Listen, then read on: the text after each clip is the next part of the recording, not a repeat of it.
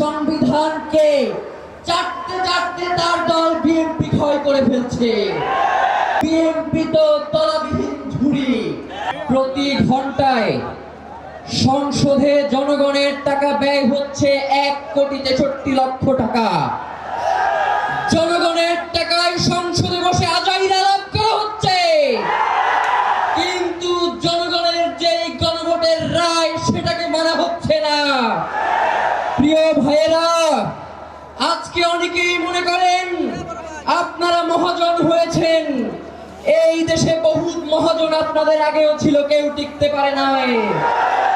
সুতরাং আপনারা যদি মনে করেন নতুন মহাজন হয়ে এই দেশের মানুষের উপরে জুলুম নির্যাতন করবেন, তাহলে আপনাদের সাবেক মহাজন যে দিল্লিতে বসে আছে তার সাথে আগেই কথাবার্তা বলে কোথায় গিয়ে থাকবেন সেটা পরিষ্কার করেন।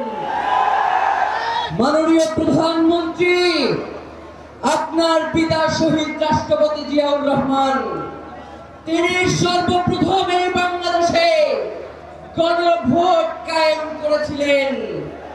আজকে আপনারা সেই গণভোটের বিরুদ্ধাচরণ করছেন।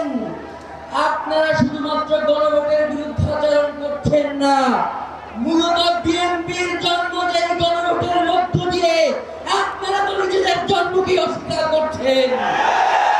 প্রিয় ভাইয়েরা, দেশনেত্রী বেগম খালেদা জিয়া তিনি যে সংবিধানকে ছুঁড়ে ফেলবার জন্য বারংবার তার বক্তব্যে, তার কথায়, তার দাবিতে তুলে ধরেছেন, আজকে আমরা দেখতে পাই সেই সংবিধানকে চাটতে চাটতে তার দল বিএনপি ক্ষয় করে ফেলছে। সুতরাং যেই বিএনপি তার শহীদ প্রেসিডেন্ট জিয়াউর রহমান, যিনি এই দলের প্রতিষ্ঠাতা, তাকে স্বীকার করে না, যেই বিএনপি বেগম খালেদা জিয়ার কথা রাখে না, সেই বিএনপি তো তলাবিহীন ঝুড়ি। সেই বিএনপির কোন মেরুদণ্ড নাই।